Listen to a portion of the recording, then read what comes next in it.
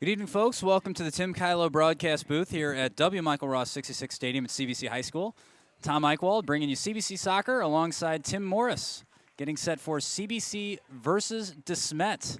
Good old-fashioned Highway 270 rivalry. We look forward to what should be a very entertaining game between the visiting Spartans in the maroon and the home Cadets in the white. Always fun when these two teams go at it. You don't see too many tackles pulled out of. It's wonderful. It's wonderful watching. So as we get set to this game, both teams looking to shake off kind of a performance that wasn't their best. CBC tying Vianney 2-2, really against the ropes for the first 10 or 15 minutes. Kind of rallied, had some spells of good play, but a 2-2 tie and a number of squandered opportunities. CBC will feel that they could have, A, played a lot better, and B, gotten something more out of that game. And DeSmet, coming off of a rare 48, 49-minute game against SLU on Tuesday, of course, with Lightning, they were not able to continue, not able to finish it, so the game ended 1-0 after 49 minutes. So both teams kind of finding themselves in a situation, CBC with 3 points, DeSmet now with 0, where they need to do something. SLU currently sitting on a 10-point total. That means that CBC needs 7 points out of this game. You get 3 for a win, 1 for a shutout, and 1 for every goal you score, up to 6 goals. If you tie, you only get 1 point, and then plus the goal points or the shutout point.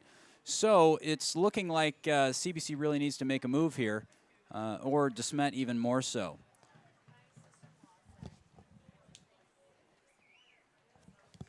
And as we get set for the starting lineups, we'll call them out to you as we have them. But, again, both teams really needing a fast start. I was talking to Coach Klein for DeSmet before the game. He said the team motto this year is fast, or the first five. So they want to get out and do something in the first 5 minutes. And CBC certainly looking to get a faster start than they've gotten in any of their games so far, really. They tend to start it off a little slow. And with the visiting Spartans, you see the leader of the team, John Russo, getting his troops rallied. But the starting lineup for DeSmet. In goal number 1, Ben Yeager had a good game against SLU. Dan Walters, number 2. Michael Sherping, number 3. Number 4, Ryan Sullivan. Number 7, Andrew Huber. Number 10, the captain, leader of this team, John Russo. Number 12, Matt Yankowitz. Number 13, Nick Hansen. Number 16, Gavin Brand. Number 17, Griffin Morgan. And number 22, Sam Grass. And, of course, the head coach for DeSmet, Coach Josh Klein, filling in for Coach Vitello, who retired at the end of last season. So in his first season in charge. Now the starting line for the home Cadets. In goal, John Huber, number 1. He's been the consistent number 1 this year, especially with the injury to Connor Robinson. Number 2, Ethan Daig. Number 5, Kurt Gerderson. Number 6, Nico Caritas. Number 7, Sam Leach, who had an outstanding game against Vianney. Number 8, Nick Dempster, the freshman standout. Number 14, Drew Greaser. Number 15, Adam Wittenauer. Number 17, Brendan Fisher in the holding midfield role. Number 22, Max Steffen. And number 23, Jake Meyercord. There you have your starters, folks. We are going to take a quick break for prayer and the national anthem. When we come back, we will have the start of CBC versus DeSmet.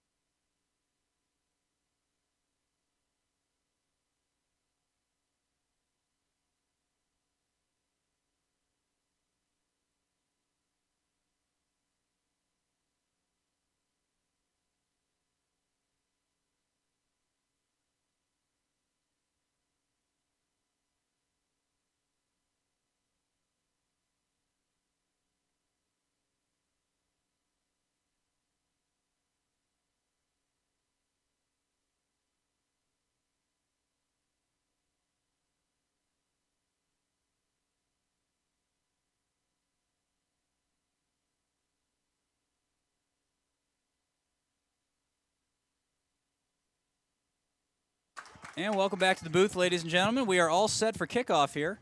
And it is a nice, cool fall evening. It finally feels like it's soccer season. And we don't have to worry about the heat index. So it is lovely. We have a breeze blowing right to left across your screen. That is going to be favoring the visiting Spartans in the first half. So you're going to see the Spartans in the maroon attacking from right to left across your screen, and the cadets of CBC and the home whites attacking left to right. You got to love the vibe in the air. It almost feels like a playoff game. As I mentioned, Tom Eichwald alongside Tim Morris. And Tim, your thoughts on rivalry games, just especially kind of early in the season? Oh, they're great. They really sort of allow you to see where you're at the beginning of the season, give you a starting point, and especially DeSmet, if I believe right, this is a big opponent in our district. It is. And it's every year DeSmet puts on a tough game. I expect a physical game. I expect it to be fast-paced. Players are going to put it all out there, especially if they have a break. You know, CBC played yesterday, early in the afternoon. A full game. DeSmet played a part of a game 2 days ago on Tuesday. Right. But I would expect still, like, you know what? You have the day off tomorrow. Go out there. Expend the energy. CBC's got some depth this year.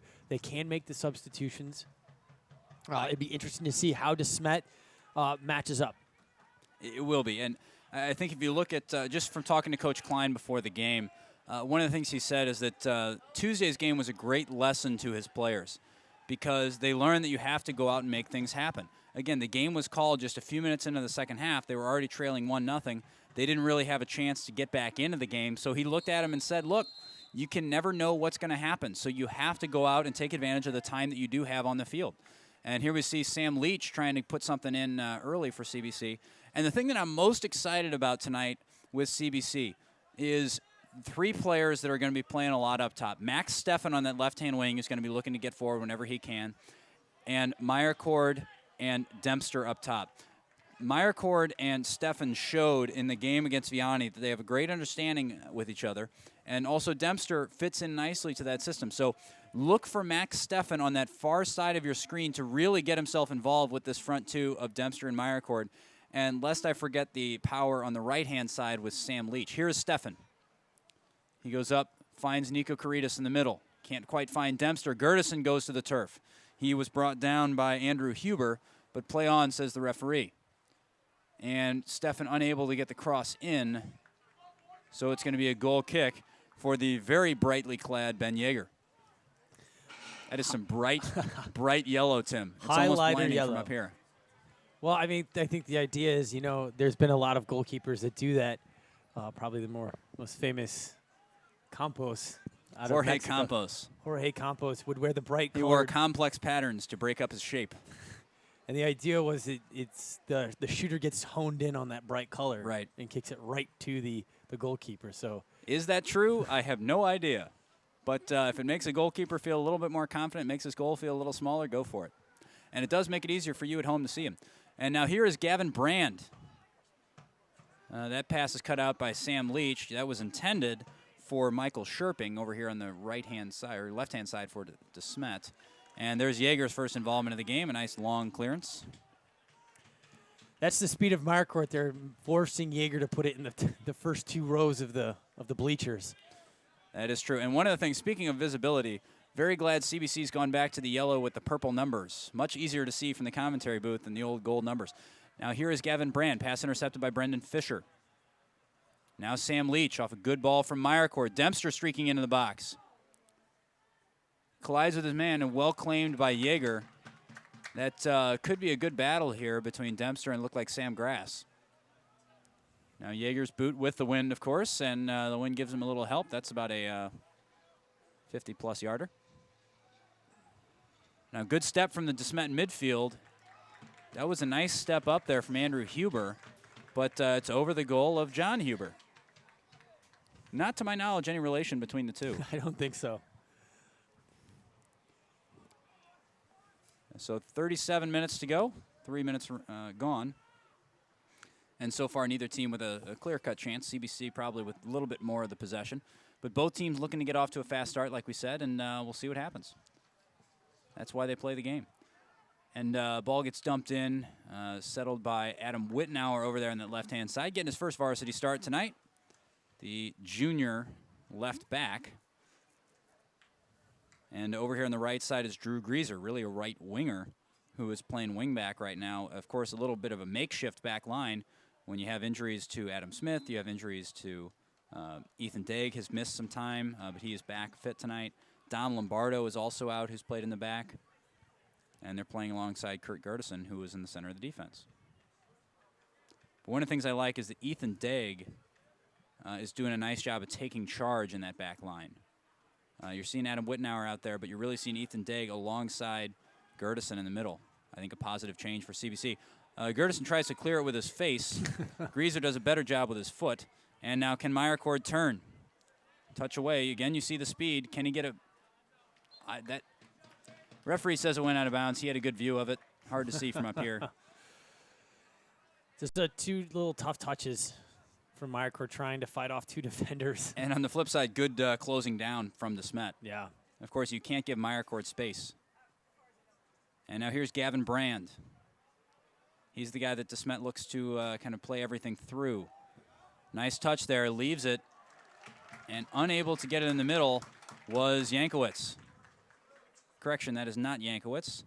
That is, looks like Nick Hansen. Yeah, it looks like a 13. And here comes the corner from Brand. Headed clear by Daig. CBC's defense steps up. Brand back on the ball. Nice defending from Max Steffen. Not the strongest part of his game, but he did a nice job there. And stepping up to dump it back in is Edwards. Edwards playing alongside Sam Grass in the middle of this DeSmet defense. Edwards, the veteran center back. And Grass played wingback last year as a freshman. And a wasted opportunity there for DeSmet. That was Michael Scherping dumping it out of bounds instead of into the box. So John Huber's going to get another goal kick with just over 5.5 gone. Pretty even so far. I think both teams have now had a little bit of a foray into the other team's half. So I think now you look for the game to start to settle down a little bit into a rhythm. And then it becomes more of a kind of tactical battle in the midfield to try to get a little bit more possession on the ball. I think CBC probably with a more of a possession setup in the midfield than DeSmet. But obviously if they're not on the ball, there's not much they can do. And there you see Gertison. You see how far forward he comes as a center back. Loves getting forward. Actually scored the first goal of the season for CBC from a crossing position up on the wing. I think that's one of the things that Fisher is going to have to be doing is switching with Gertison as Gertison goes forward. Right, and actually Brendan Fisher stepping back. And actually it looks like Gertison is slotting in more often than not in the center of midfield. So he's not playing a true center back role. That's being played by Ethan Daig. So Gertison is kind of playing a central midfield role tonight. And Daig is going to play in the center of the defense, which I think is good. Daig has shown that, again, we talked about this in the Vianney games, if you're watching that part in the redundancy here. But Daig is best when he doesn't have to switch back and forth between offense and defense. He's good going forward and he's good defensively, but when he has to go back and forth between the two, he has trouble flipping the switch. Yep. So what we see when we see Ethan Daig playing center back, he doesn't have to worry about that. He knows that his responsibilities are defensive. He's fine with that, and he's a very, very good center back. What I like most from what I've seen from him, Tim, is the fact that he's taking charge back there. We've seen communication be an issue at the back for CBC so far this season. Ethan Daig is trying to solve that. You see him pointing out marks. You see him screaming. Mm-hmm. John Huber's not a vocal goalkeeper. He's not going to do that. Kurt Gertison, not necessarily a vocal center back. He's not going to do that. When you have a three-man back line, you absolutely need that. So Ethan Daig, I think, Coach Mickler is seeing something he likes from Daig in that center back position. 32-34 to go. That was a lot of talking right there. I apologize. That was a little bit of a rant.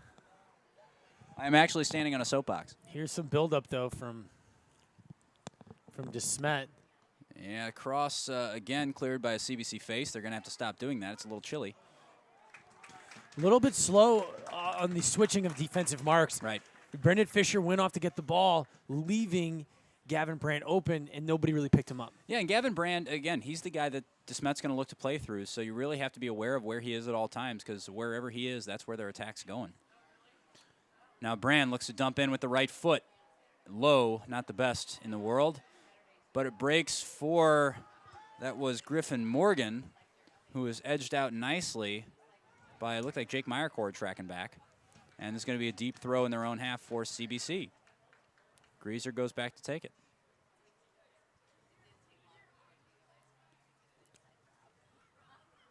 And here's the throw. Finds Gertison, who's tracking back. And the referee's going to get Kurt Gertison on a high boot, it looks like. I think Gertison's a little bemused by that. He said that's where the ball was, but that's still, we've seen that called quite a bit this year, and especially in this tournament. We've seen a lot of high boot calls. Now here again you see Ethan Digg sort of taking charge, making sure everybody's marked, setting the line. Now you'd like to see a little bit more of a wall in front of Huber's goal. Oof. That was a ricochet around. Nice job of getting his foot on there. Looked like Edwards. No, Huber. That was the number 7, not the number 3. So Huber doing a nice job of throwing his foot at it, but it goes wide of Huber's goal. Again, the Huber conundrum here. Again, you like to see this game kind of settle down a little bit. You like to see CBC get on the ball a little bit and use those players. Nico Caritas, whose name we've called once, and even Gertison, who's not bad in possession, to really start distributing to those attacking players in Leach, Dempster, Meyercord, and Steffen. And Fisher calls it that's Diggs. Digg does a nice job of giving that a ride. And another one in the stands. That's an imported Derby Star ball banging off of metal bleachers. I'm sure that's what Coach Mickler wants to see.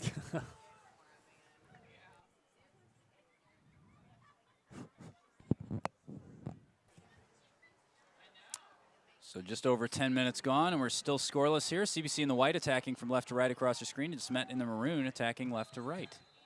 Or, sorry, right to left. Some sort of foul here after the play. Yep.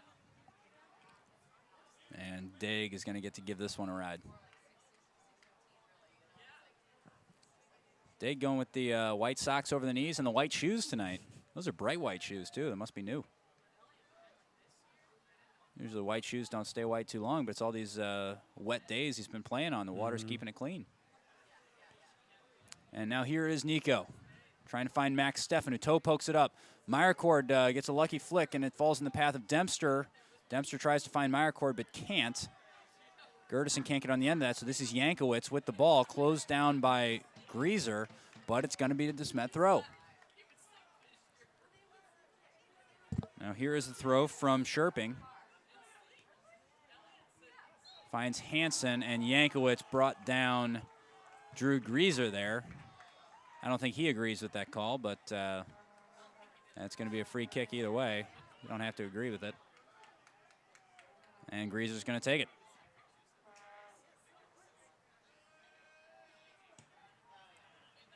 Long kick from Greaser. Backpedaling is the DeSmet defense. Falls for Nico Caritas, who finds Sam Leach. Need to settle it down, find some good possession here. And good idea there, but when you play a ball like that to a guy who's standing still, it doesn't do too much. So again, the understanding just perhaps a bit off. And Greaser gets the throw.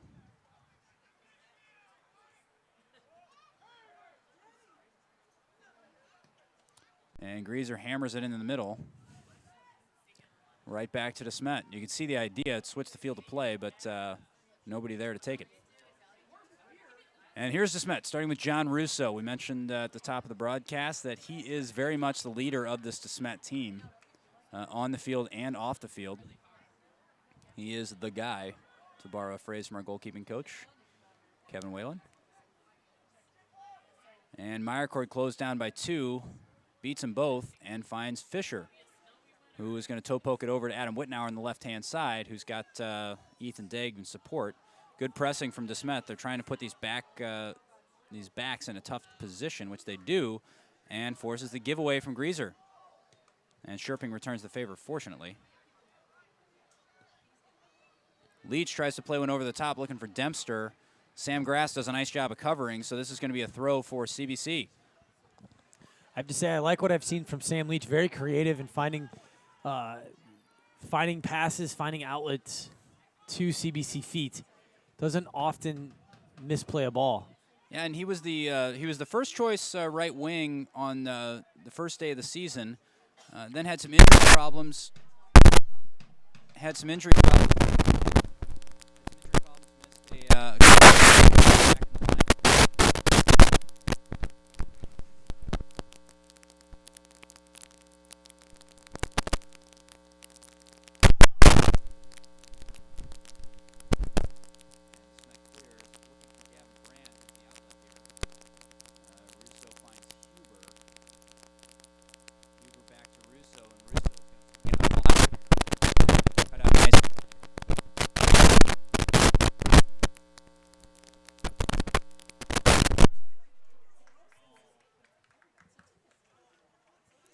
So with 26:03 to go, we are still scoreless. And Sam Grass puts it back in play, finds Edwards. And good pressure from Dempster. Almost got it on the leg of Meyercord there. And you see Nico Caritas trying to apply the pressure as well. Looks like Franco Dokai ready to come in for CBC. A striking option who's also played just behind the strikers, kind of as a withdrawn striker / attacking midfielder. So he's getting ready to come on. We'll see who comes off. And Huber's going to play it off the deck.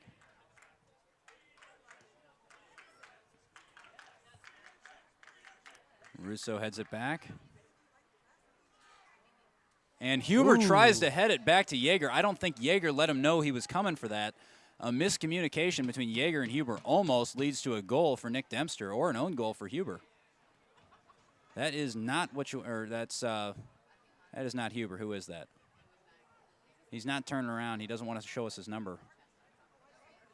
Version, that's Dan Walters over there on that right-hand side for DeSmet. So very, very dangerous situation. And another one here for Huber, but he's able to clear. And Dempster doing a nice job of getting back to his feet and trying to close down Edwards. Gertison leaves the ball behind, but finds it. And now Leach, nice composed pass back to Greaser, who dumps it in. You'd like to see Greaser use Nico Caritas, who's in space, rather than trying to do the hard pass when the easy pass is there. So just need a little bit more composure on the ball for CBC. And Franco Dokai still, or sorry, Joey Dokai still waiting to come in. Dig clears. Bounces over Meyercord. Sam Grass misplays, and it's a foot race. And that is another goal-saving challenge. That time that was from Sam Grass. Meyercord was through off the initial misplay. And here comes Franco Dokai. He's going to take off Kurt Gertison. And Dokai is going to go up and play behind the strikers. Nico Caritas is going to drop into that kind of holding role with, again, Brendan Fisher playing in the stopper / really defensive cover midfielder role. Kurt's had kind of a rough start to this game. It looks like he's going to go over and hear a few words from Coach Mickler, sort of settle him down and remind him what his role is and what he needs to be doing. Right, and he hasn't quite been up to the pace of the game so far, but there's a lot of time. There's a lot of time, but you know, a little bit of confusion. He hasn't really sort of set an established role. He was way up top at one point, playing way up near the strikers, and then he falls back amongst the defenders, and he was having a little trouble possessing it in the midfield. So right. you like the switch by Mickler saying, like, no, this isn't working right now. I need to talk to him. And folks, if you are watching, we do want to remind you that CSN is a student-led broadcast. We want to thank all of the students making this broadcast possible: Tony Gambino, John Rolfe, John McQuaid on camera, Henry Hines is hanging around, double-checking everything. So, gentlemen, we want to thank you for all your work, and we want to let you know that the Cadet Student Network does not just bring you athletic events. We bring you academic events. We bring you anything that happens at CBC, plays, musical shows of various sorts, back-to-school night for freshman parents. You name it. If it goes on at CBC, we have it here on CSN, and it's all because of these students who make it possible. So thank you, guys. We do want to let you know also you can follow us on Twitter at CBCCSN, at CBCCSN. There you can find links to broadcasts, updates, and you can also tweet us right here in the booth. So if you want to tweet us and get yourself mentioned on the broadcast, send us a tweet at CBCCSN. Feel free to give us a shout-out, ask us a question. Hopefully we'll be able to answer it. If we can't answer it, we probably won't read it, but we hope we can. So please send us your thoughts, your questions, your shout-outs at CBCCSN. Always fun when you get the viewers involved in the broadcast. Oh, exactly. And sometimes it's family watching from out of town. We've had family from all over the world. We've gotten tweets and contact in the booth from people in New York. We've gotten people over in Germany. We got one from Honduras one time. Ecuador. Wow, lots of space. And Gavin Brand goes hard into Brendan Fisher. That's a foul. It's really hard to get Brendan Fisher riled up. Right, it is. When you're Brendan Fisher's size, you got to keep a level head. You can't go after people so much. But again, Gavin Brand did take him out there, and it looks like Brendan Fisher's job tonight is defensively at least is going to be just stay with Gavin Brand. Don't let him have an impact on this game, and he's doing a nice job so far. When Brand has had the ball, it's been out wide, really off the corner, and not off of the run of play too much. So that's a sign that Brendan Fisher's doing his job. And here comes Greaser for the throw. I mean, even here with Brendan Fisher's we're on off. CBC's on offense, and Brendan Fisher's just hugging the hip. Right, because he is the outlet on the counterattack. CBC trying to get it to fall to somebody. Falls for Greaser finally, and has a heavy pass to Adam Wittenauer, who controls, swings it out to Max Steffen. Can Steffen dump in a cross? He heads out to the end line. He's getting doubled over there. And he plays it off of one of the defenders, takes the best option there, and we're going to have a CBC corner. And this is where, of course, Gertison not on the field, but he would be a good target. Dokai is going to be a target here. Not the biggest lineup out there for CBC right now. So you wonder if they're going to kind of wait around the top of the 18, let DeSmet try to head it out and see what happens. And not the best corner. Foot race to the ball. And Nico showing some speed there. Nico, not necessarily a player that you would think would be one of the faster guys on the field, but there you see, when he needs it, he has it. And I think Nico's done a great job of conditioning in the offseason. He seems very fit this year. He seems a little quicker, and I like what I've seen from Nico so far in the new season. Now here is Yankowitz heading it on to Brand. Brand could have something here. Goes far post and just by the post of John Huber. I think he had Huber beat there. Granted, that's going to have to be a heck of a finish to put that one past Huber from that angle, but what an effort there from Gavin Brand. And that is why he has been man-marked all night. You cannot let him have those sorts of opportunities because eventually he will find the back of the net. So under 20 minutes to go now. We got 19:01 to go. And DeSmet knocking on the door a little bit. For CBC, again, it's a familiar story. Haven't really gotten on the ball, haven't really settled down into this game. They're not allowing quite as much space for DeSmet as we've seen them allow for other teams. So that's certainly a good thing, but certainly with possession and going forward, CBC haven't really been themselves. And here's Yankowitz. Gets past Ethan Degg, but can Ethan Degg get past the referee's pocket? He does. No booking. Pulled him down blatantly. And this is going to be a dangerous set piece, and Gavin Brand is going to go over to take it. So now numbers forward for DeSmet. They've only got 2 guys back right now, not counting the keeper. So very, very dangerous situation potentially for CBC. Brand's going to hit it with the right foot. It's going to be an in-swinger. And the referee telling some of these players to cool it. Now, what I don't like, Tim, you have a zonal marking system, and as Degg heads out of the area, you have a zonal marking system, but notice what DeSmet's doing. They're putting 3 players all around John Huber, and none of the backs, because they're in a zonal assignment, none of the backs are helping keep them away from Huber. A lot of times you assign a back to the guy who's marking the goalkeeper just to give him a little extra room and give him an uninterrupted run at the ball if it's within his range. You're not seeing that, so that could become an issue on set pieces. We've noticed that for a few games. It's not part of the plan, and you think hopefully it doesn't cost Johnny Huber. Yeah, here we are again with it's like going to be a long throw. A little bit of man-to-man, but mostly. It's a flip throw. Not the best one. I think it kind of slipped out of his hands, but that's impressive to know he's got that. Still falls. And that was Huber trying to get the shot off. So the impressive flip throw-in, you've seen it on YouTube. Now you've seen it on CSN, which is on YouTube.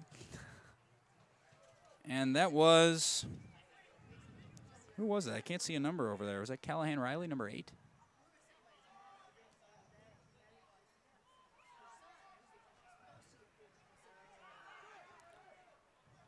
And we'll get you the name as soon as we can see it.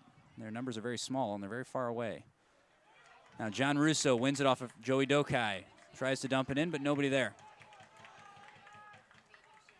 But just knowing that you have a player on the opposing team who can do the flip throw, because if you get it right, it came out of his hands too early. If you get that right and release it right, that thing will carry. And it will be just like a corner kick really coming in. So that can cause a lot of problems. So now that you know that they have that, it kind of showed the cards. It's something you really have to be on guard, and that is the number 8, Callahan Riley, for DeSmet. So something to be mindful of. 16 minutes to go now, and of course it's MCC soccer, so you're going to have the fans be a factor. DeSmet bringing their student section, chatting back and forth with the cadets down there on the other end. Wouldn't be MCC soccer without the fans having a little fun with each other. Wouldn't be high school sports, really, without the fans going at it. And now headed back dangerously. Can Edwards deal with this? No, Dempster beats him initially and then gets pulled down. Dempster gets pulled down by Edwards. And this is going to be a free kick coming in. Nico goes over to take it. And he's shattered by Matt Yankowicz, who's going to stand right in front of this one just to kill a little time and allow the defense to get set. Of course, you got to be back 10 yards. He knows that. He's just, again, buying time for the defense to get itself sorted out and for Yeager to make the calls. And you see an idea there from Adam Wittenauer to come in support in case he wanted to take it. And now Drew Grieser is going to do that. Nico dumps it in, again short, and it's going to go out for a throw. So not the best delivery from Nico Caritas. You'd like to see him get it over the first man and really just kind of get it to drop in the middle and see what happens. And Grieser's throw into the middle. Headed clear by DeSmet. They step up, but Grieser's able to get back on it. Falls for Adam Wittenauer, who had time to settle it, and instead he tries to force something, and it doesn't work out. Look at the speed on Sam Leach there. Sam Leach tracked back. He had 10 yards to make up and was able to just close it down. Michael Scherping was moving there, too. You see those green boots of Sam Leach just tracking him down. Impressive. And one of the things, Sam Leach obviously is very good going forward, but he's been very, very good, and especially was last night against Vianney on the defensive side. Knows his responsibilities, stays in good positions, puts in good tackles. That's what you want to see. Now here is, again, we might see the flip throw again from Riley. Can he get a better release on it this time? He's running through his own teammates' bags, so you hope he doesn't trip on one of those. And there it is. Better release this time. And you see there's a goal. There it is. You thought it was going to be a problem. That's Yankowicz setting it up for... I'm having trouble seeing the number. Yeah, it looked like... Again, it came off of Yankowicz. And, of course, none of the players have turned around. Number 3? I think it was number 3. Was that Scherping?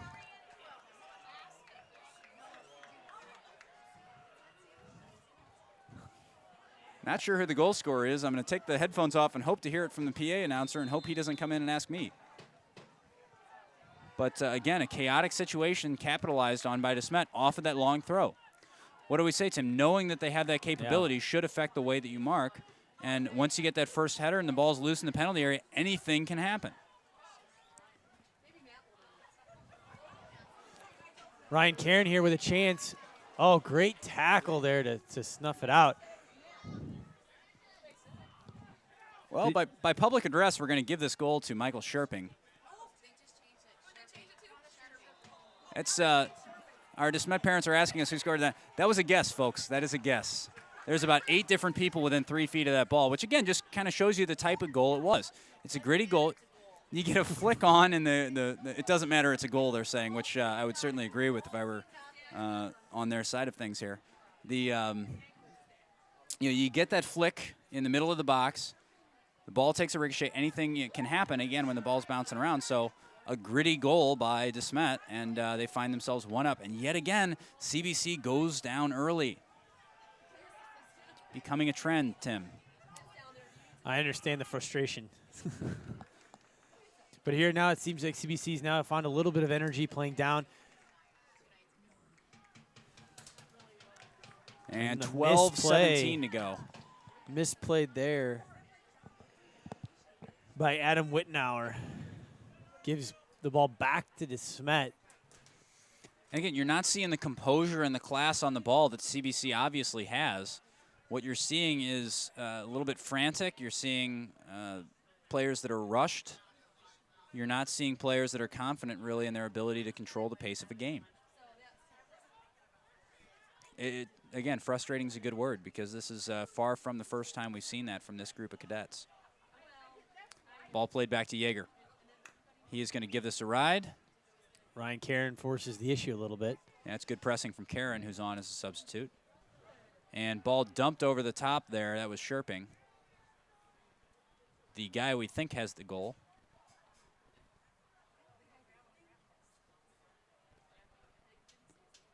And KMOX to go. That's 11:20. I instantly regret that joke. Very cheesy. Apologize. Our producer's shaking his head at me. It's a student-led broadcasting effort, but the students weren't responsible for that one. We should probably tell you that. So 11 minutes to go now.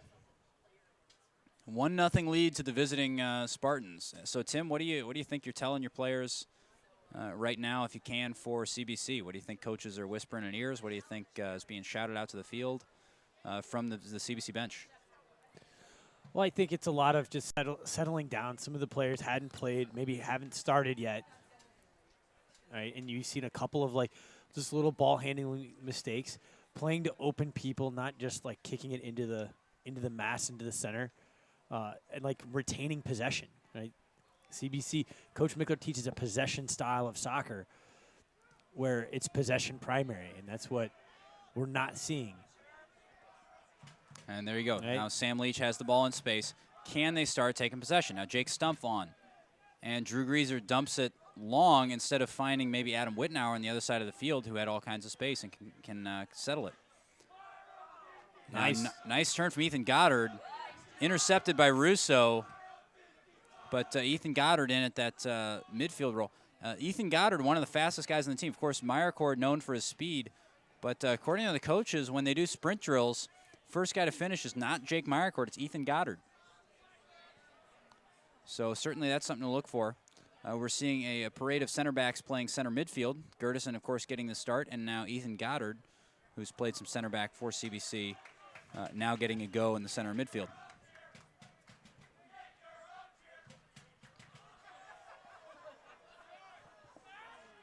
And again, some more witty banter from the fans. It might be 1-0 DeSmet, but CBC's fans not wanting to be trailed by anybody in the cheer category. See, again, Wittenauer's touch failed him on that one. And the ball boy breathes a sigh of relief. That does not go over the fence. You can see that fence on your camera, folks. What you don't see is a steep hill and a lot of trees on the other side of it. Ball boy's worst nightmare. Nice and dark over there, too. So inside of 9 minutes to go now. CBC fans urging their team forward. Sherping is off. Yankowitz is off. And Gavin Bryce is off as well. Brand, rather, is off as well. So a few changes for DeSmet. Goddard intercepts there, and Russo breaks it up. Now Sam Leach looking to find something quick. He's got Karen down the wing. He had Dempster in the middle. Elected to go the wide option. And now ball again kind of ricocheting around. Grieser tries to dump it in. And again, that's not to pick on, but that's a couple times now. Grieser, granted, he's been in some bad situations, but Grieser, it's like his first thought is to dump it, and second thought is to find somebody else if the dump isn't there. So you hope that kind of switches itself, so he starts to find, and there he tried it again, but he really needs to look for that intermediate pass. And the flip side of that is that other people need to be showing to him. Yeah. And now on at that left side is Jake Bell for CBC, and on in the middle is Jake McFerrin. The CBC currently in a 3-Jake formation with Stumpf in the middle, McFerrin in the middle, and Bell out wide. I'm sorry, a 4-Jake formation. Stumpf, McFerrin, Bell, and Meyercord. Oh, correction, Meyercord is off. So it is a 3-Jake. If Meyercord comes back on, we could be looking at the rare 4-Jake formation.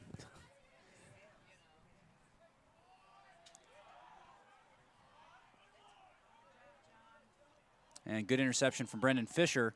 And dumped by one Jake Stumpf.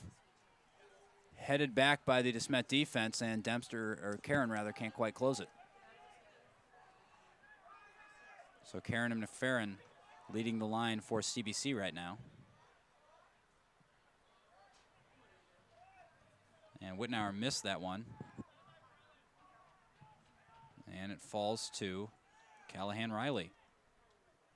And now ricocheting around a little bit. This is what CBC need to avoid, these frantic moments outside their 18. Now Andrew Huber hits a shot just wide of John Huber's goal. That's about the third shot we've seen, or third opportunity we've seen for Andrew Huber to hit one. And initially it looked like there wasn't much on it, but it really got John Huber scurrying.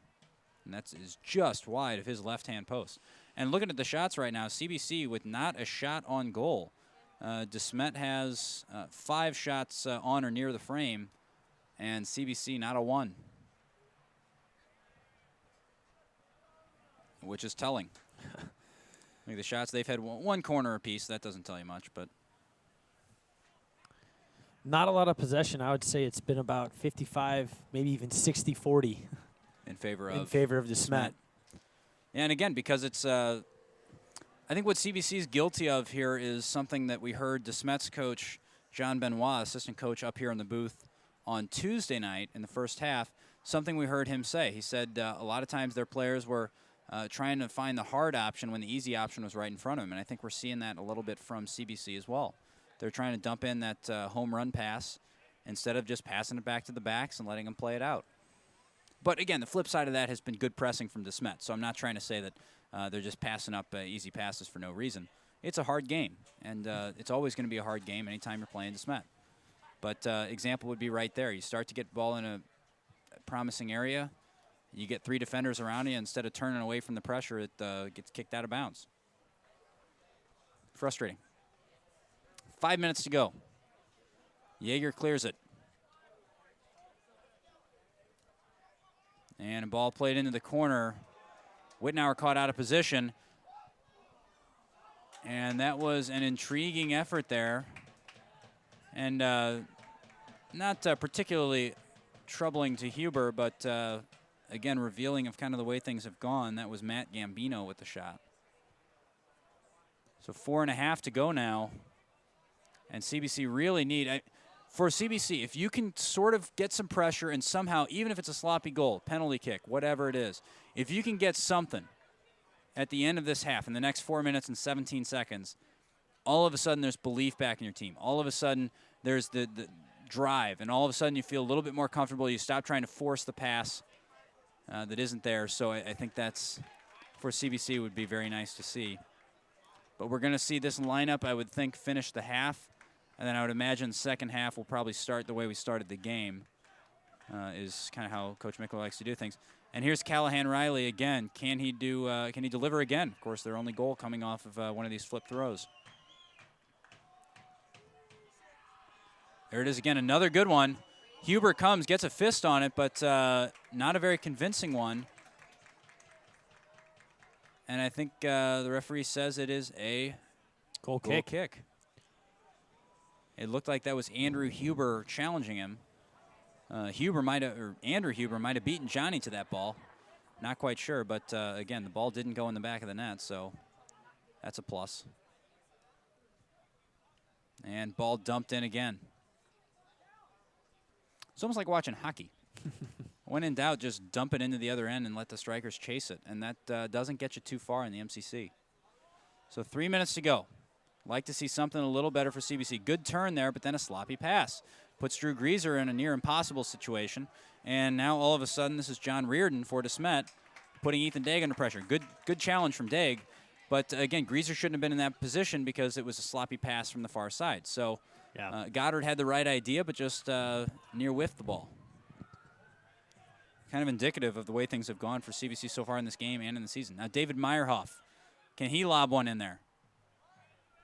Good throw, but right on the head of Ethan Daig, over the head of Jake McFerrin, and John Russo steps on it.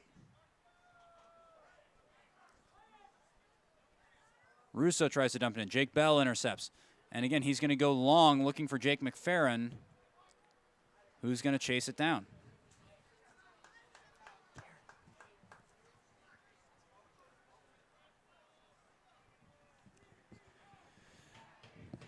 It's not a lot of creativity from CBC right now. Really just anyone who can get at least a little bit of possession is looking up, looking for a corner, and sending the strikers, which hasn't really produced much. This is the closest thing to a chance. Woo. Ooh. That was a nice job by, that was McFerrin, I believe, throwing himself at it. And it does ricochet out of bounds, but it's going to DeSmet for a throw with 1.5 minutes to go. Anything but convincing from CBC here. But again, 1 minute and 24 seconds to just try to see if you can force something. Ryan Caron can't quite turn. Greaser tries to head it back in. McFerrin closing down. Lots of heads right now. Jake Stumpf latches on. Nice job by Jake at getting on this ball. What can he do with it, though? Finds Sam Leach. Can Sam Leach get a good cross in? He's going to take on his man. He's probably going to head to the end line. He does. Creates the yard of space. Gets a cross in. Just off a couple of heads. CBC throwing themselves at least there's better intensity. You see guys trying to make something happen. That's positive. 45 seconds to go. DeSmet looking to get something on the break. Ethan Degg says not today. Or at least maybe today, but not now. And Drew Greaser, again, finding Jake Stumpf. 30 seconds. Greaser dumps it away again. And I think somebody's probably going to have a talk with Drew at halftime. Just, settle down, look for something short. And, again, for the midfielders, show for him so he has something obvious. Oh, nice move by Caron here. Ryan Caron makes a nice move. And he's pushing for a little bit of a foul, saying he got barged into. Or at least a corner kick. Yeah, something. Which, again, you like the intensity. He wants something to happen, and you can tell. And that's going to do it for us in the first half, as Jaeger's not even going to get a chance to clear this one. So we are going to take a break up here in the booth, let you hear from some of our sponsors. When we come back, we'll wrap up the first half, get you all set for the second half here on the Cadet Student Network. CBC alum Tim Kylo for all your insurance needs. Tim and the State Farm team provide a full insurance review to make sure you and your family are covered at the best possible price. Whether it's auto, renters, home, business, or life insurance, for more than 23 years, Tim has helped his clients manage the risks of everyday life and realize their dreams. For all your insurance needs, contact one of our school's most loyal alums, Class of 77 graduate Tim Kylo at 314-842-4442 or send him an email, tim@timkylo.com. Call State Farm. And if you know me, you know I love to eat. One of my favorite spots is the Cafe Afton, the home of the CBC burger. The owner, Craig Smellick, is a huge CBC fan, and he always treats me right. Located on Gravois Road, the Cafe Afton is a great place to stop after a CBC hockey game, or for any occasion for that matter. Just ask my wife. I'm always looking for an excuse to pay Craig a visit at the Cafe Afton. I know you'll love it too. Please be sure to tell them that you're a CBC fan and that Rocky sent you. That's the Cafe Afton, home of the CBC burger, located on Gravois Road. CBC alum Tim Kylo for all your insurance needs. Tim and the State Farm team provide a full insurance review to make sure you and your family are covered at the best possible price. Whether it's auto, renters, home, business, or life insurance, for more than 23 years, Tim has helped his clients manage the risks of everyday life and realize their dreams. For all your insurance needs, contact one of our school's most loyal alums, Class of 77 graduate Tim Kylo at 314-842-4442 or send him an email, tim@timkylo.com. Call State Farm.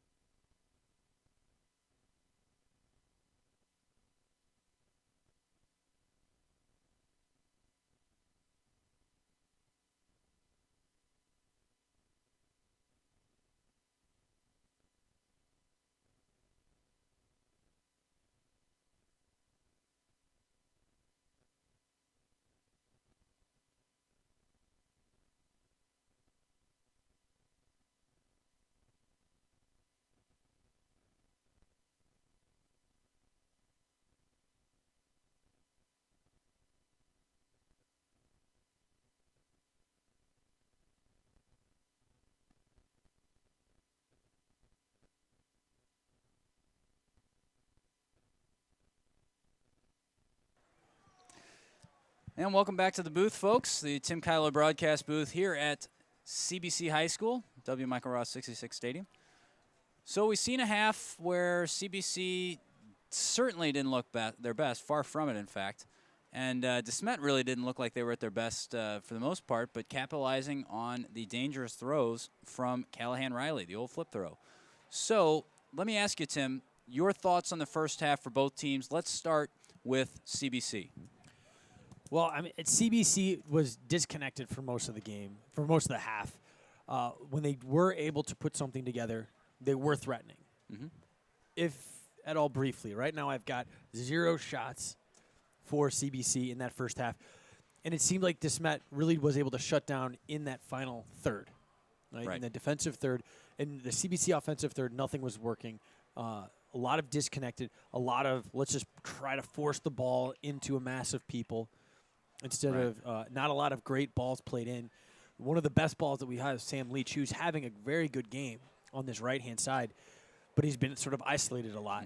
He hasn't really got the ball in a playable situation a lot. He had to kind of come up with some balls and some plays.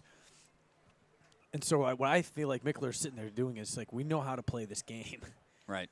Right now we're not doing it. But the good thing is that this team has come back from leads like this before. They have the ability to score goals quickly and to change the pace of a game. And just yesterday against Vianney, you go down 2-0, and you're able to claw your way back with one good goal, again, from Sam Leach, and a penalty kick, just something. You're able to create something. And now to switch the emphasis for DeSmet. I mean, obviously, you've got the lead. It is anything but comfortable if you are Coach Klein right now. What do you think you're telling your players if you are DeSmet based on what you saw in the first half? Keep the pedal down to the floor. You have to keep on attacking CBC. Right now, they've struggled a little bit in possession in the midfield. DeSmet has really, really done a great job at possessing and putting balls to the sides, to both corners, allowing the strikers, whether it's on this close side, it was Yankowicz. On the far side, you would see a little bit more of Gavin Brand running onto it. It looks like we're going to see Gavin Brand at the beginning of this half doing a great job at possession, control, and they really need to keep attacking. One of the things that they don't want to do is sit back on their heels, think, oh, we've got this game won. No, they have to keep attacking. And the flip side of that coin is if you are CBC, go at them. Pin them back early. Let them know that you are not going to have possession. Really take it to them at the start of this half. CBC's going with the wind now, so it's going to be a little bit harder for DeSmet to clear. And you really just have to again, the best expression, once you start attacking them, they start getting pinned back. They can't get forward. They can't get any possession. They start being a little frantic. They start clearing it. You start picking it up in the midfield, and all of a sudden, boom, you got possession. Midfielders really need to work on getting the ball onto their feet by getting open, like making cuts back to the ball, making it easy for Drew Greaser or Adam Wittenauer to just make an easy play out of their own end instead of trying to do these diagonal balls across the field or deep into the corners where having somebody run onto it hasn't really been working. Possess the ball. And we are seeing a few changes for CBC. Meyercourt and Dempster up top again. On this left-hand side, we have Max Leach, and on the right-hand side, we have Nick Adler instead of, Max Steffen on the near side. And on the far side, instead of Sam Leach, we have, very good. Our board operator today just handed me a pair of binoculars that apparently have been here for 3 years, and nobody let me know. So Adler on the far side, and then in the middle, we have Nico Caritas playing the defensive role, Trey Mickler as kind of a holding midfielder, and up top alongside the strikers is Chad Ficken making his first appearance in the game. We've had binoculars in the press box this whole time. What do you know? And so there was a nice little push from CBC, but now DeSmet's going to try to settle in, control the ball. Looks like there's a little bit of a push by Max Steffen. Definitely bodying up. And again, these are two teams that you're going to see be physical with each other, and you want to see that. Good ball over the top. Chad Ficken running onto it. He's got something over Yeager. Yeager came way too early. That was, he almost broke the sound barrier again coming off that goal line, but way too early. You had Chad Ficken running on. All he had to do was just touch it over the top. But you talk about Sam Grass, who's done a fantastic job so far in this game at making that last-ditch tackle. We were a Sam Grass toe poke away from 1-1. Again, Sam Grass is doing a great job. Very smart defender. Only a sophomore. Right. Right, And, but a and playing in his first starter. year in the middle. Last year he started as a wingback. He started on the right side for DeSmet. And this year now playing in the middle, it's a completely different world playing at center back than it is playing at wingback. And he's adjusted, flawlessly, it looks like. And Adler keeps it in bounds. It's still just a little off on some of these passes, not able to possess the ball. Right, and you can see Gavin Brand trying to find Andrew Huber. Now, Trey Mickler's job right now is going to be the possession guy. He Nice is going to be there. the guy that you need to see on the ball, composed, turning, keeping the ball on his foot for a couple of touches, allowing things to take shape around him. And as you see, Yeager claim that one. He's a very calming player as well. He seems to not seem to be rushing. Yeah. And he always makes a very clear, easy choice with the ball. And ball played over the top. Again, this is Sam Grass backtracking. Kind of does a nice job to kick it out of bounds. That's one where it can go anywhere off your foot. And again, another throw for CBC. And you're right about Trey Mickler. At his best, he is a calming presence. At the other end, sometimes can look a little bit slow on the ball, but so far he's looked relatively sharp. Very deliberate, too. Yes. And here it is. He's going to look to swing possession here. Switch the point of attack. Does a nice job. Keeps possession. And we were talking about possession with CBC and Nick Dempster, one of a host of cadets offsides. We're talking about possession here. A sorely felt lack for CBC is Brendan Hennessy. Brendan Hennessy is a sophomore. Currently out with a concussion. He took a pretty good knock last week. It ended up being a yellow card for the offending player. But it went up for a head ball, had somebody go into him, a story we've seen before, and he has been out ever since. We hope to see him back soon because he, as you talk about Mickler being a calming presence, I think Brendan Hennessy is probably the best on the team at playing that role. And we've seen him come in and make a difference in games, and it's a loss that's sorely felt. Also, it's gone to illness right now. Adam Smith, another good possession-type player. So you're not at full strength possession-wise, and there's Callahan Riley's flip throw. Again, bouncing around in the box. Bouncing around. Finally going to be cleared by Steffen. And he clears it off the back of Nick Dempster. And getting on the ball now is Griffin Morgan. Dumps it in looking for Brand. Daig heads in the middle of the field, which is risky. Trey Mickler can't quite find Nico on the back heel, but Nico does a good job of checking to it. And now Dempster draws the foul. And he takes it quickly. I'm not sure I like the quick take there. I think that's one of those situations where you got to kind of settle down a little bit. And very close to handling outside of the box there was Yeager. I do like, for me, I like the quick take, but I don't like the decision by Max Steffen to just send it. I like gaining possession, maybe putting DeSmet on their heels, but possessing the ball a little bit more. Right. Instead of just, I'm going to boot it because I got the ball and they're running backwards. Right. Now here is Huber. He can't quite combine on the give and go with Morgan. Russo. Russo steps up. And Nico on the other end says, I can do that too. Trey Mickler a little heavy with the head. Can't quite get the ball off Russo. That's very hard to do. He's a big boy. He's very good on the ball, and he's got some deceptive speed.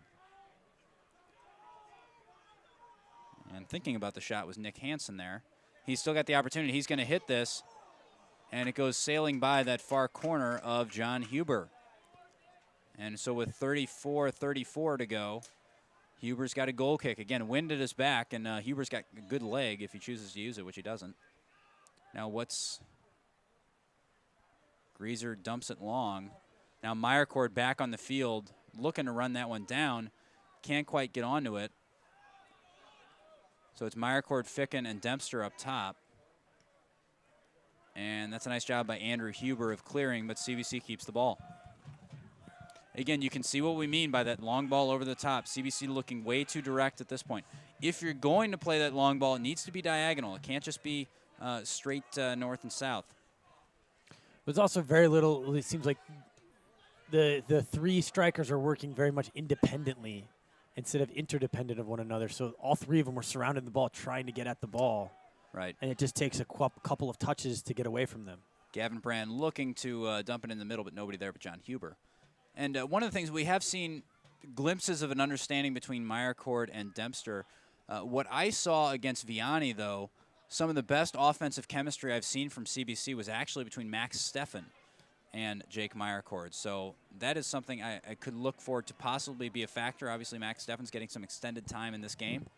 So I would look for eventually those two to maybe combine. If, let's say, you bring on Jake Bell or somebody to play this left wing, you bring off maybe Dempster, give him a break, and move Steffen up top. But again, Dempster's been an impact player, so I don't mean to say take him off. Oh, great touch there. Andrew Huber right into Johnny Huber. That was a little bit of a dangerous touch.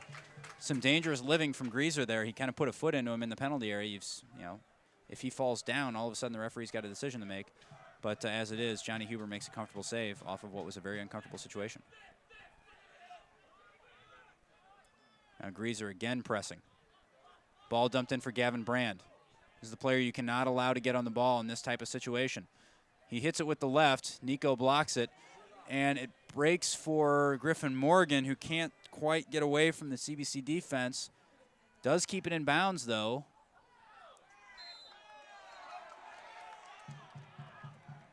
And Max Steffen gets a little bit involved with him, ends up going down. I think he was initially maybe going to call the foul on Steffen, and then Griffin Morgan just pulled Steffen down after the play, so you might have seen that. They're having a very physical battle here on this near sideline.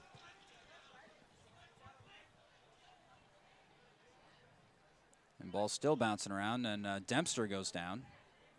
That was a trip, but not intentional, I guess, says the referee. And now here's the effort in, looking for Morgan. That was Yankowitz playing that ball.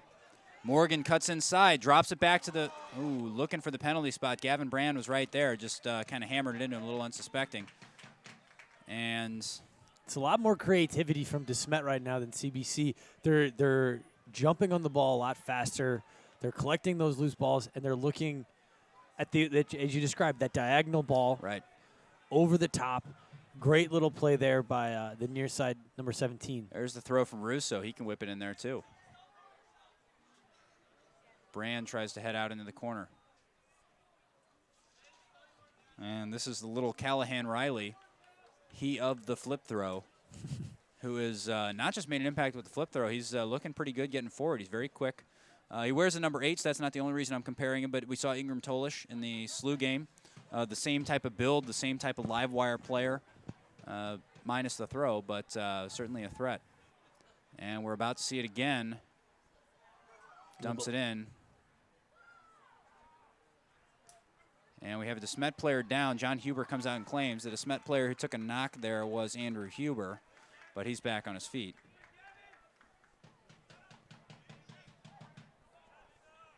I'll tell you, have these binoculars been in the press box the 3 years I've been calling games? I think this is wonderful. You finally see all those numbers on the far side of the field. Now DeSmet being closed down nicely. This is better intensity from CBC. You're seeing they're closing him down. They're not allowing him space. They're trying to frustrate this midfield of DeSmet into giveaways kind of like that. And that's where possession's going to start for CBC with those kinds of giveaways. Greaser's throw. Looking for Mickler, Dempster, and Chad Ficken, who all go for the same ball. And now Ficken lays it back to, that is Gertison, who's back in. Can't pick out Mickler. And DeSmet clears it. That's what you want to see. That's a sign that DeSmet's under a little bit of pressure. You haven't seen that from them, just the frantic clear out of bounds. Yeah. You've seen him kicking it long. You've seen him trying to play it as an outlet to Gavin Brand, but you haven't seen him just kicking it out of bounds with time. That's a sign that you're putting him under some pressure and you're starting to make him think about it. Look at all that space. Yeah, Callahan Riley over on that far side just ran about 40 yards, but didn't get the ball. So frustrating. And Nick Dempster trying to take this one off of Dan Walters. Ficken rather, over to help. And they're still harrying this one. Great intensity from Nick Dempster and also Chad Ficken up there, trying to just force something, force a giveaway. You never know. One giveaway could be the difference between losing this game and tying. And Trey Mickler, again, that's the third time we've seen a CBC player try to settle it with the face. And Chad Ficken went sailing into John Russo there, but it takes a little more than that to bring down John Russo. And here is Yankowitz on the ball, trying to beat Nick Adler to the end line, which he cuts inside. He's got an opportunity. Yankowitz goes down. That's a penalty. And diving in there was Ethan Daig. Daig went in. You could see it coming a mile away. Yankowitz cut back inside. Daig was just a little late with the leg. And CBC is going to be lucky to not be 2-0 down here. And we'll see who steps up to take this one, as we see the assistant coach John Benoit giving some instructions. And this will be the number 13, Hansen. Nick Hansen stepping up to take this. And this is a penalty kick. The referee gives his instructions. Stay outside the 18, boys. You got to stay 10 yards away. And Johnny Huber one-on-one with Nick Hansen here from the PK spot. And he saves it. Huber saves it. That's a good save from Huber. I think Hansen will be a little bit disappointed that he let Huber have a chance at that. And, Tim, we've had 2 games tonight, and we've had 2 saved penalties. That's a nice job. He went the right way, and it wasn't exactly – there wasn't a lot of pace on that. Right. So it was gave too him close a lot without of a lot of pace, but still, anytime you save a penalty, it's not just a momentum boost to the keeper. And you can see Whole Johnny team. – if you could see this on camera, Johnny is moving around vigorously. He's pumped up right now. But it can be a boost to the whole team. Again, we talked about this in the previous game. You know your keeper's got your back. You go forward with a little less fear, and all of a sudden good things can happen. And that penalty save, the source of some intriguing dialogue from the 2 sets of fans.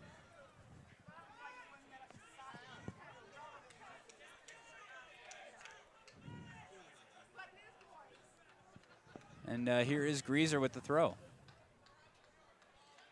So again, Matt Yankowitz draws a penalty.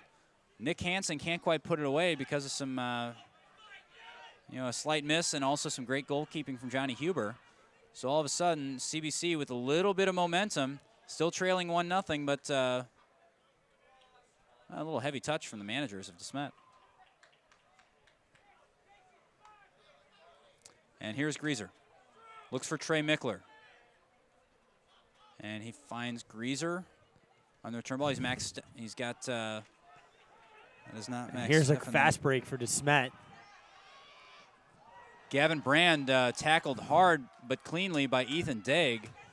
Scrapes himself off the floor, and Ethan Daig is going to get another chance to tackle here, and that is taking one off the foot of Griffin Morgan. Griffin Morgan, I think, backed up because he saw Ethan Daig coming in after that very clean, very hard tackle. And it's 2 players running at it. Yeah, it's bigger train wins. And Greaser plays in the middle to Mickler, who slices it out of bounds. I think one of the differences we're seeing, we saw in the SLU game that Matt Frein for SLU was able, in tight situations like that, made the right decision, 80 to 90% of the time, to turn away from the pressure and swing the ball to the far side of the field. Because right now you have 1, 2, 3, 4, 5, 6, 7 DeSmet players on this side of the field. So if you swing away from that pressure, all of a sudden you got tons of space, and then possession's a lot easier, folks. Plays getting a little bit more physical. You almost expect that in a rivalry game this big. DeSmet right down the road. A lot of words between all of the teams from CBC and DeSmet. I've heard some hockey cheers, some football cheers. Yeah, these 2 sets of fans know each other. And the fun thing is these kids all went to grade school with each other, so they know each other. Very much. And there's the throw from Greaser, flicked on by Jake Bell, who's now over here on that left-hand side. Meyercord running on. Yeager's in a tight situation. He's out of his penalty area. Joey Dokai, can he loft one over him? He can't. Meyercord trying on the return. I think Joey Dokai, if he had one time that, again, it's a difficult ball, but you might have gotten something on goal at least. It might have been a shot, which we still don't have. And now Daig swings it out to Greaser. So better from CBC, looking to find Jake Bell on the sideline. And you see Nico Caritas there telling Drew, hey, let's settle down. There's no need to play that ball. I'm right here. I can swing possession. And I think Dom Lombardo, of course, out with some sort of hamstring injury. He'd be a player that at wing back that might be a little bit better in distribution than Drew Greaser. I mean, Drew Greaser's been very involved in this game, but hasn't quite had the composure on the ball you'd like to see. And we got a substitution. This is Brendan Fisher coming on. That is not Brendan Fisher. Let me get binoculars that have been here for 3 years. That is Jake Stumpf coming on for Trey Mickler. Jake Stumpf, probably a little bit better possession player than Mickler, or at least from what we've seen tonight. So that is the thinking behind the substitution. Let's get a little bit more composure on the ball in the middle of the park. And also a little bit more speed. Trey was getting a little bit exposed in the one-on-one situations speed-wise. And taking the throw here, that is Leach, who is also back into this game. Leach cuts inside, closed down nicely there. It's still by a great Callahan. little touch to create even the opportunity. Had to take a double team to stop him. And now somebody's going to have to chauffeur. Yeah, Leach with the throw. You can see the idea from Gertison there to show for him. Leach gets across in. He delivers a good one. Yeager punches nicely. You can see he was being closed down there by Joey Dokai as well as Jake Stumpf. And now DeSmet on the counter. Try to lob it long over here to Andrew Huber. The spin on the ball gets it past Jake Bell.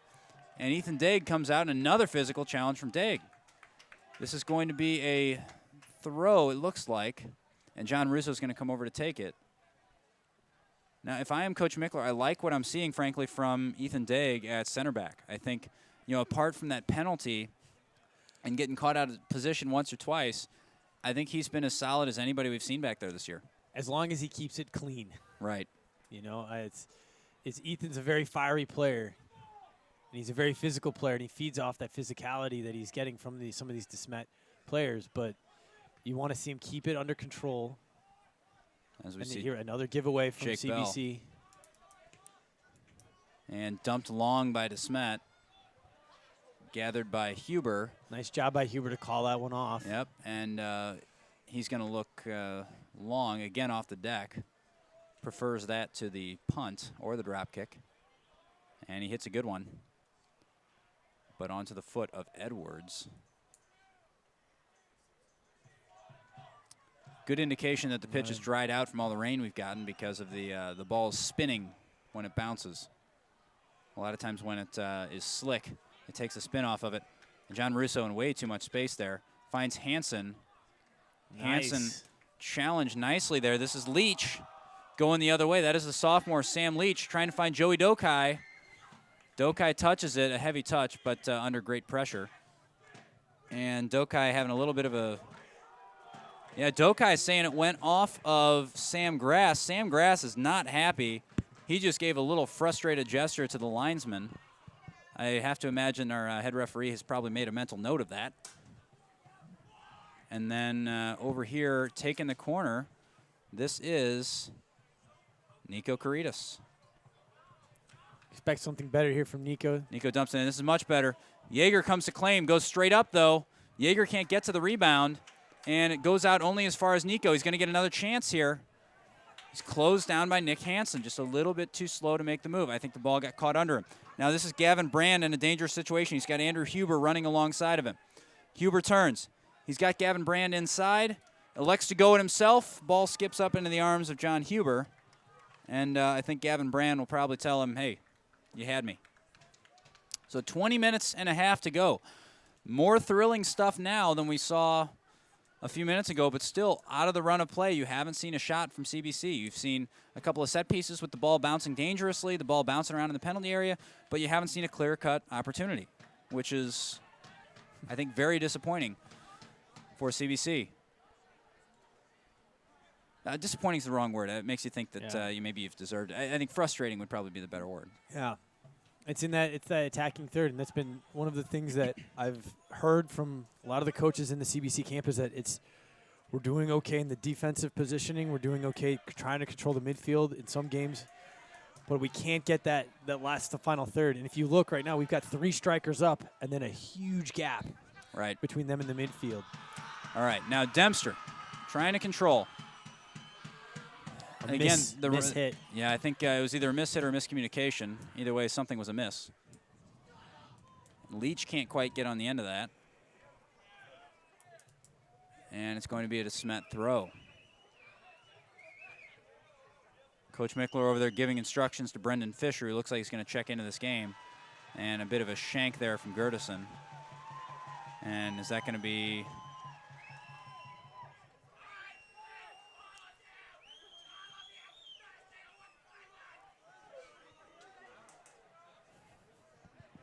18 minutes to go now. And lots of space for DeSmet on the counter. Diggs steps up. Again, 3 men up top for CBC to hold possession. And can Joey Dokai get on the end of it? No, he's cut out by Sam Grass nicely. Joey does stick with it, though. That's something he's best at.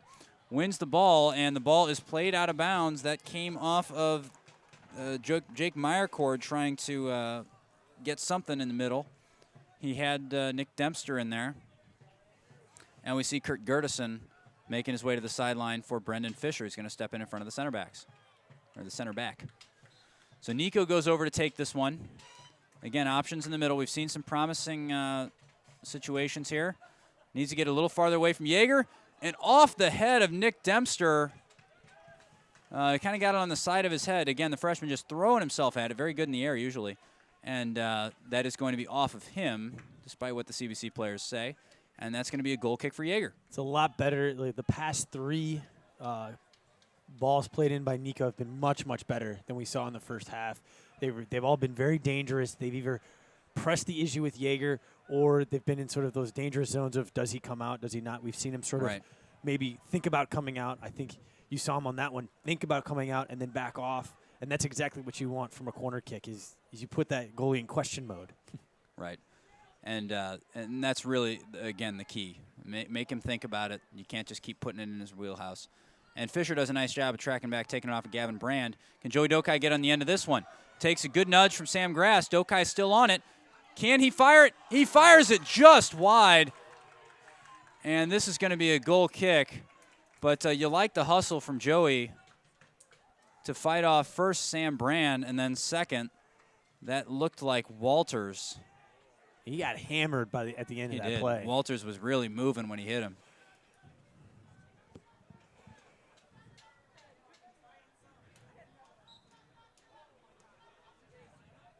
So 16:50 to go.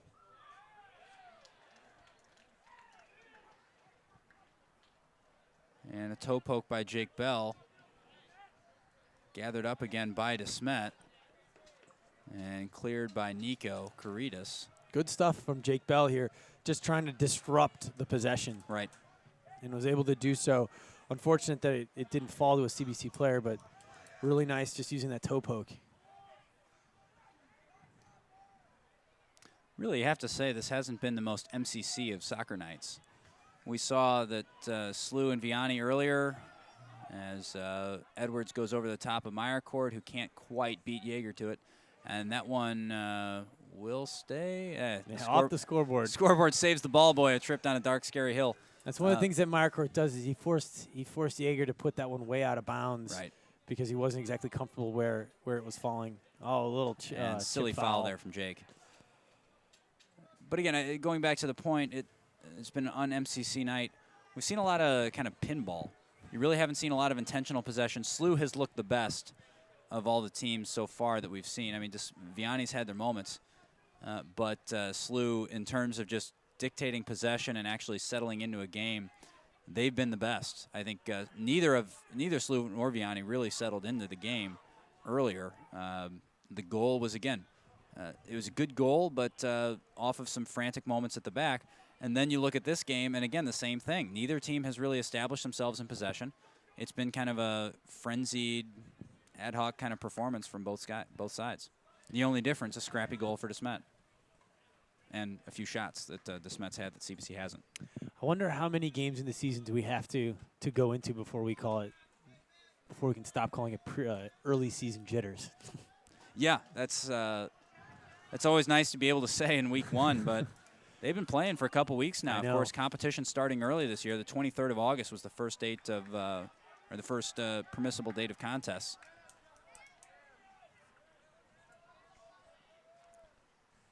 With 14.5 to go, Greaser's got a throw here. That's an impressive throw. And again, Greaser's not the biggest guy in the world, but the short legs, short arms, he is able to throw it a long way, and he's got quite a boot on him, too. Meyercord's touch failed him. So tough when you're a striker and you haven't been getting many touches on the ball to really be sharp. But again, we've seen with Jake Meyercord, he can look average for 99% of a game, and then 1% he just looks absolutely sublime and puts one away that he absolutely needs to. And we have Nick Dempster down on the ground. He got a little bump. Yep, referee's going to call that a foul. And so another set-piece opportunity for Nico Caritas. Likes to deliver with the left, and that will be it. And I like this, the outswinger, because all of a sudden you're putting Yeager, who's been able to comfortably claim a lot of these, you're putting him in a situation where the ball's going to be moving away from him. Is he going to make a misjudgment? No, he stays at home. That's the right call from him. John Russo heads clear. Or rather, that was Yankowitz. CBC unable to keep possession of it. Sam Leach did a good job to try to keep that inbounds, and then just goes right off of the CBC foot. And ball played back to Yeager, who's closed down by Dempster, looking for something. You know, one of the things that I've noticed in the past 2 games is a serious lack of confident touch that a lot of these players have. It's a lot of reacting to bad touch. Good turn from Joey Dokai. Touches it through for Sam Leach. Can he get across? And he does. John Russo's right there, read it nicely. And CBC trying to keep it in this penalty area, and they just can't. They can't get more than a touch or two in that final third. And that one hurts. That's Edwards clearing it off of Dokai's rib cage.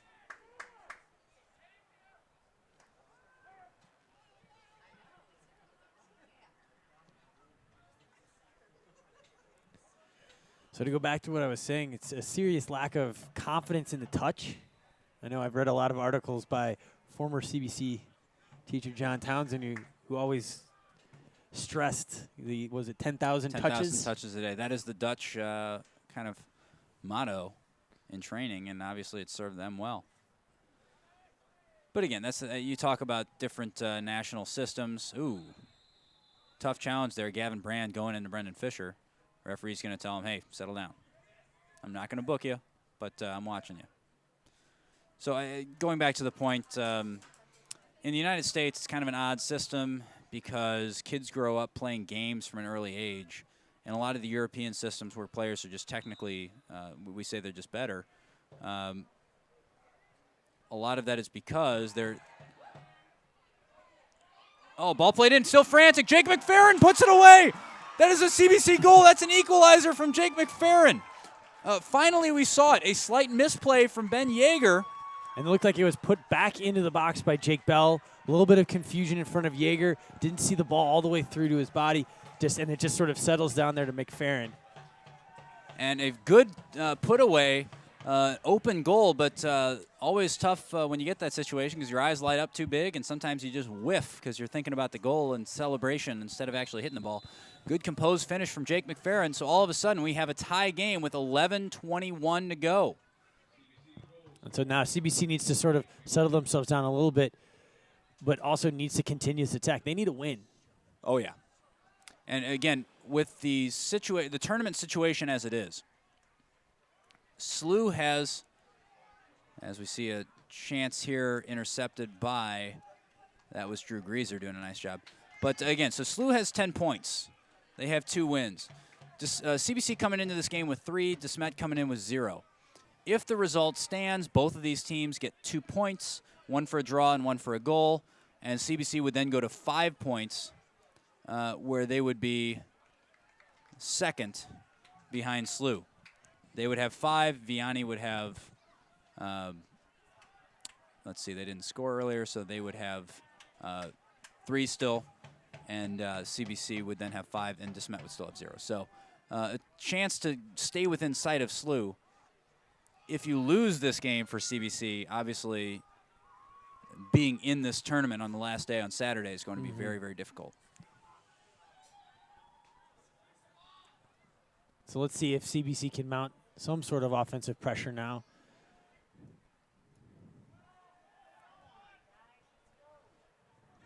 And ball play across from Hansen. And good step there from Greaser. He's done nicely defensively. Yeah, sort of allows the CBC defense to reform, step back. Right. And here's Walters. Can't quite connect with Gambino. That's Matt Gambino.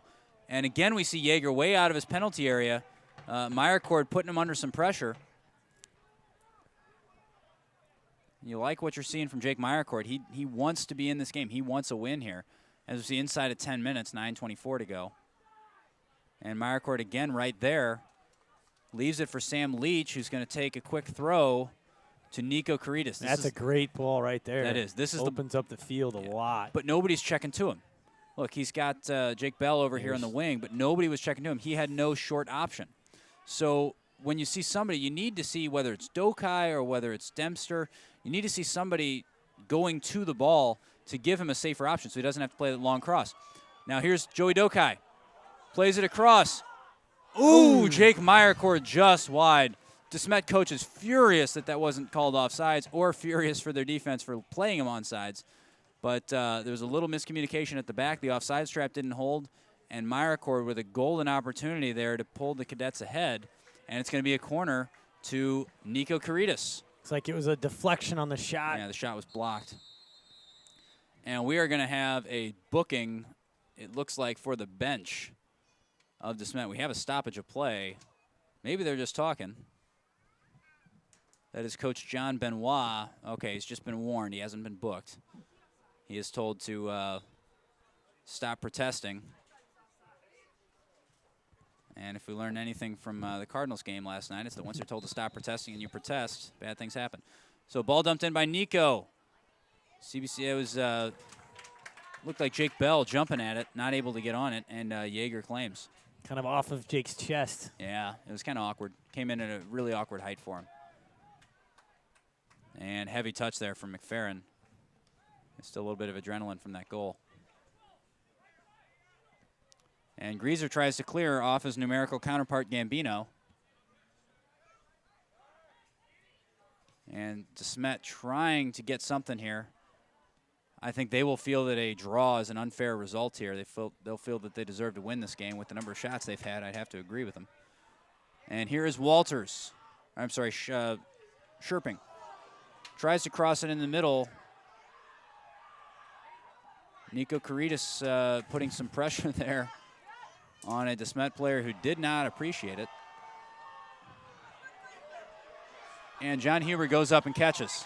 He got up there. That's good to see. That's some good height from John. Very, very confident on that one. And 7:20 to go. Again, he goes up for it, then boots it out of bounds. Again, kind of the story here. But Joey Dokai looking to poke one over the top to Jake McFerrin. And again, if there's one thing Joey Dokai is guaranteed to do in a game, it is fight for a ball. He does not give up. Even if you take it off him, he's going to fight to win it back. That's something that Coach Mickler, I think, likes in him. And something that's been a little bit missing in this side in some of their darker moments over the past 2 years. There's a good ball from Nico. And Jake Bell dumps it in looking for Meyercord. Ball off the top of the head of Sam Grass. Then off of Meyercord. Meyercord finds Sam Leach over there on the far side, who controls it nicely. He's going to get a crossing opportunity. Finds Dokai. Dokai hammers it off of one of the defenders. Dokai gets back on the ball, wins it. There you see the pressure, and Joey Dokai is called for a foul there. I can see it. I don't know that I agree with it, but I can see it. I think with all those players around, you see a player slide like that towards the ball. The ref could think it was coming from behind, right? And the whistle automatically gets blown for that. Yeah. So, but again, Joey Dokai looking threatening there. That shot was off of a defender's leg. Couldn't tell exactly whose leg it hit, but that could have very well been the go-ahead goal for the CBC. And Sam Leach is wide open on this far side. And a handball called against DeSmet. And Sam Grass, an experienced move, knew the foul was coming, but kicked it long before the whistle, so they couldn't just play it over to Sam Leach. That's a veteran move there from Sam Grass. Ball dumped into the box from Stumpf. And DeSmet breaking with John Russo. Credit to Drew Greaser for going into that tackle. Not sure I would want to go into a tackle against Russo. But that's probably why I'm up here and not down there. So Callahan Riley does a nice job of keeping it in bounds. Brendan Fisher gives the ball boy some work. Oh, no, it stayed in. Looked like it was going to sail over that fence. But and it looks like it was deflected by DeSmet player, so it's going to be CBC's throw all the way back here. No, I think that was one of those where Brendan Fisher was looking to put that one on the outer road. But to set up that play that we just saw, great job by Meyercourt. Instead of going directly to goal through 3 defenders, calmly looked out wide where Sam Leach was standing all by himself and allowed Sam Leach to and great touch by Sam Leach to just bring it down to his foot. And you wonder, and Sam Leach is just such an exciting player as a sophomore. You just wonder where that kind of composure and, the calmness has been. No. We've seen it over and over again. I mean, you talk about a great example of this. Fort Zumwalt South last Saturday. CBC goes down early, fights back to tie, takes the lead, gives up the lead right at the end of regulation, goes into overtime, scores in the first 18 seconds of overtime because there's just an intensity about them. They're buzzing, they're swarming. And that's just missing in the start of games. So they find themselves in too many holes. And it's a great group of kids. You think it's a committed group of kids, and you go into a season thinking, I really like the level of talent we have, and then they just come out flat. Sometimes they're not checking to the ball. I think lazy might be too harsh, but at times it almost looks that way because you don't see the movement off the ball. You don't see the composure. I think the easiest thing is just to kick the ball so it's not your problem anymore instead of the confidence of saying, what can I do with this ball to make the difference in the game? See a better possession here from CBC. And good idea from Nico there. It's a little too heavy with that touch. Looking for Jake Bell.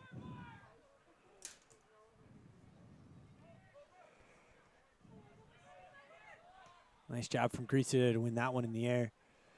And it comes right back at CBC. Callahan Riley whiffs, still bouncing around, and it finally falls for David Meyerhoff in for DeSmet. Now, correction, that was Hansen. 13, not 23. All right, 3:06 to go. Whatever happens, folks, the next 3 minutes will be worth watching. CBC has precisely one shot that made it to the target, and it was a goal. Of course, a couple off of defenders and a couple that have sailed safely wide. But Sam Leach tries to flick it over his own head. Meyercourt, again, trying to put some body into it. And they're calling a foul against Meyercourt. They're saying Meyercourt, too much he body. Barged in. A little bit of confusion there from everybody. Yeah, the referee pointed to the spot where the foul occurred, and everybody thought he was pointing toward DeSmet's goal. I did, too, for a second. I was about to say it looked like a foul on Meyercourt, but I'm not sure what he was. That's why you usually do the low hand, high hand. Yeah, the two-hand method. But the most assured method of avoiding confusion as a referee. And a good switch of play there. Over to, this is Dan Walters. He's got options. Dangerous deflection off of Drew Grieser's foot. That was a ball being played in by Griffin Morgan, this right winger over here. And Huber claims with 1:45 to go. The DeSmet players up off their bench. They are all standing at this point. It shows you what it means to them.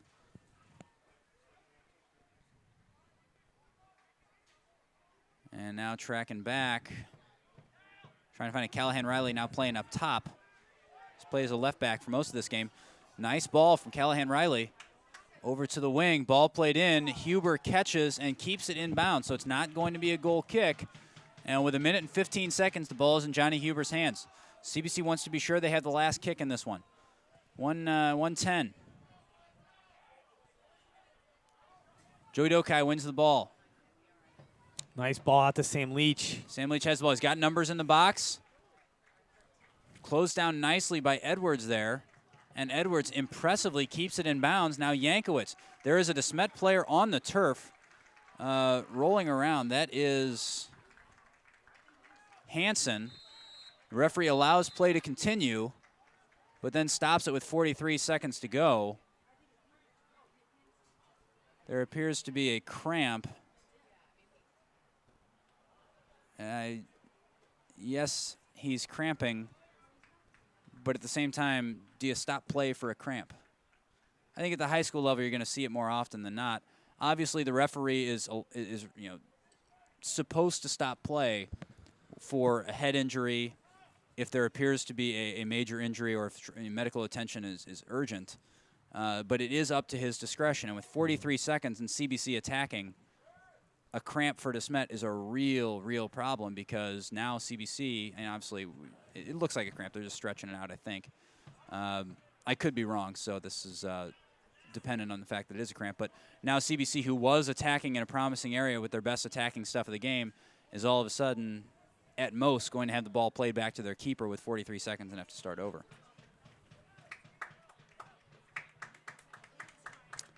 So it looks like Hansen's making his way off under his own power.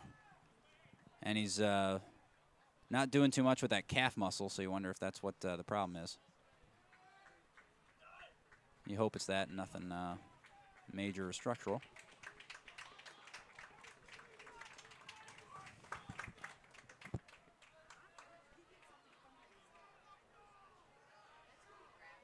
And now we have a drop ball.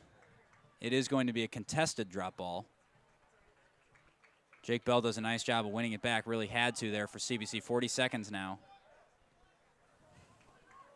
That's a big win back for Jake Bell because this gives you the opportunity to have one last attack. Leach crosses it in. He's got Meyercore just over his foot. Now Yeager, 25 seconds to go. He boots it long. Over the head of Fisher. Callahan Riley can't get onto it. Jake Stump doing a nice job of breaking it up. Now Jake McFerrin touches it. 14 seconds. Ball played long. CBC running onto the ball. DeSmet screaming for offsides. They're not going to get it, but it ends up in the hands of, that is Ben Yeager, who just punts it as high as he can. And this one is going to end in a draw. So certainly a thrilling ending there. DeSmet coaching staff absolutely furious about a potential offsides, but to be fair, it did look like DeSmet had one back that wasn't necessarily in line with the trap. So, and it's also tough because that ball was played from so far back. Nobody was really looking at where people were when the ball was played. So, yeah, Sam Leach looked like when the ball got there, he was in an offside position. But that's a tough call to make. Also, Sam Leach never really made a play to the ball. Like Jake Meyerkart was obviously onside, made that play to the ball, which sort of nullifies the issue. Right, and for everything that's taken place here in the last 80 minutes of play, it's a 1-1 draw. So you look at Jake McFerrin, huge goal for Jake McFerrin. So the tournament situation as it stands now, St. Louis University High School in first place in this tournament with a total of 10 points. In second place now, of course, 2 points gained for this game for CBC. So in second place is now CBC with 5 points. In third place is Vianney with 3 points. And in last place is DeSmet with 2 points. So, of course, anything can happen. If you win a game 6-0, you can win 10 points in a game. So a lot of things can happen. This tournament is not over yet. But just in terms of what we've seen, again, another frustrating performance for CBC. They show that they're capable. In the last 10 minutes, they showed a lot that we hadn't seen all game. And you just wonder what it's going to take to get that in the first 10 minutes of the game instead of waiting until the last 10 minutes of the game when you're already trailing a goal and chasing it. So, questions to be asked for CBC. Do we have a man of the match, Tim? I think it's going to be tough to identify. I mean, the temptation is to give it to McFerrin for the goal equalizer. or Johnny Huber for the big save and the penalty kick when everything was going DeSmet's way. Really, the big swing was Johnny Huber saving that goal kick. One of the other persons that were all over, Nico Caritas had a great second half. He did. Much better second half than he had the first half. He sort of controlled the pace of the game, was distributing great. All of his free kicks were very dangerous. Unfortunate and unable to get on it on the end of any of them. And so that's you can't. It's really hard in a 1-1 tie of that nature to really pick one person that stood out. And the same for DeSmet, trying to pick one of the players that stood out. Sam Grass had a really great game back there. I thought what he showed at center back, the composure he showed, the technical ability he showed, the tackling he showed, positioning, everything you name it, he has it. So a really good game for Sam Grass back there. But again, Matt Yankowicz as well had a fantastic game. Assist for the goal, created the opportunity for the penalty kick. Was really just sort of a pester on the left-hand side. Right, and so we will go ahead and give the man of the match to Johnny Huber for that penalty save. That really reignited CBC, kind of lit the fire in them, and gave them everything they needed to come back and level this one. So That's going to do it for us. Now, on Saturday, the tournament is not over here. On Saturday, we have 2 more great games. At 5 o'clock, you are going to have DeSmet versus Vianney. We will bring you that game right here on CSN. And then at 7 o'clock will be CBC versus SLU. And that will be, you would think, the deciding game of the tournament. So that's going to do it for us here. We want to thank one more time the students who made this broadcast possible. We want to thank John Rolfe. We want to thank Tony Gambino. We want to thank John McQuaid. Who am I forgetting? Henry Hines has been around as well. But that is going to do it for us. We'll see everybody tomorrow night for a big football game. CBC at Vianney. CBC at Vianney. So more MCC sports tomorrow night. So we will see you tomorrow night at Vianney, and we'll be back here for soccer on Saturday. So for CSN, I'm Tom Eichwald. We want to thank you for watching us, and we hope we'll see you tomorrow night.